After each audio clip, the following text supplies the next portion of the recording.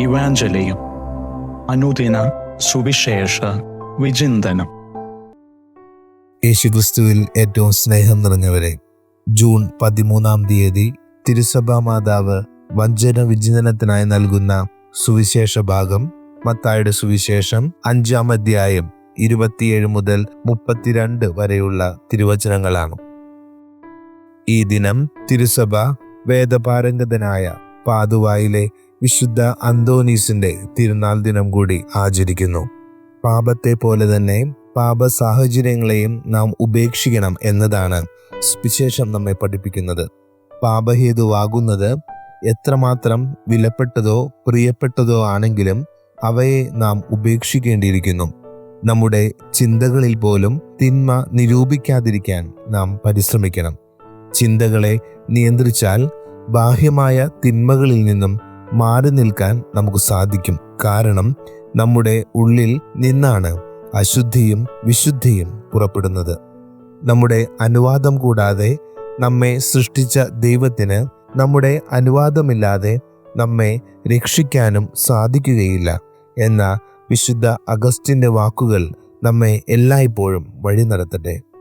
ചിന്തകളെ വിശുദ്ധീകരിച്ചുകൊണ്ടും പാപ സാഹചര്യങ്ങളിൽ നിന്ന് അകന്നു നിന്നുകൊണ്ടും വിശുദ്ധരായിത്തീരാം. വിശുദ്ധരാകുക എന്നത് നമ്മുടെ കടമയും ജീവിത ലക്ഷ്യവുമായിരിക്കട്ടെ.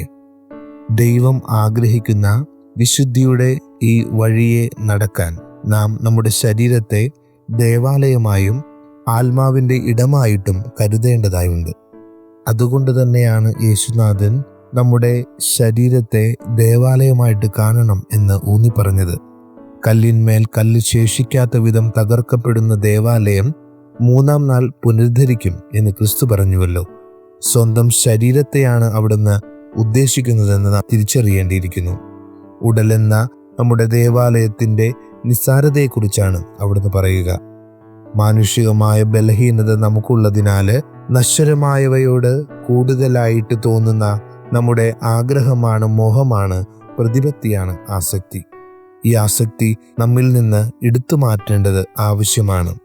നാം ഈ ആധുനിക ലോകത്തിലായിരിക്കുമ്പോൾ പാപഹേതുവാകുന്ന സാങ്കേതിക ഉപകരണങ്ങൾ, കമ്പ്യൂട്ടറുകൾ, മൊബൈലുകൾ, ഇൻ്റർനെറ്റുകൾ തുടങ്ങിയവയിൽ നിന്നുണ്ടാകുന്ന കാഴ്ചകളിൽ നിന്ന് നമ്മുടെ കണ്ണിനെ മാറ്റി സ്ഥാപിക്കേണ്ടതുണ്ട്. ആത്മീയതയെയും ശരീരത്തെയും മലിനപ്പെടുത്താതെ വിചാരങ്ങളിൽ നിന്ന് മനസ്സിനെയും പറിച്ചെടുക്കേണ്ടതായിട്ടുണ്ട്. ഈ ദിനം വിശുദ്ധ അന്തോനീസിന്റെ തിരുനാൾ ആഘോഷിക്കുമ്പോൾ വിശുദ്ധനും നമ്മെ ഓർമ്മപ്പെടുത്തുന്നത് നമ്മുടെ ശരീരം പരിപാവനമായിട്ട് വിശുദ്ധമായിട്ട് സൂക്ഷിക്കണമെന്നുള്ളതാണ്. കാരണം ശരീരത്തിൻ്റെ ജീവൻ ആത്മാവാണ്, ആത്മാവിൻ്റെ ജീവൻ ക്രിസ്തുവാണ്. അതുകൊണ്ട് തന്നെ ഏകാന്തതയിൽ ദൈവത്തെ അന്വേഷിച്ചും ദൈവത്തോട് കൂടെയായിരുന്നും ദൈവവചനത്തെ ധ്യാനിച്ചും കൂദാശകളിൽ ഉത്സാഹത്തോടെ പങ്കെടുത്തും നമ്മുടെ ആത്മാവിനെ, നമ്മുടെ ശരീരത്തിൻ്റെ വിശുദ്ധി പരിപോഷിപ്പിക്കാൻ നാം പ്രാപ്തനാണെന്നും വിശുദ്ധനും നമ്മെ ഓർമ്മപ്പെടുത്തുന്നുണ്ട്.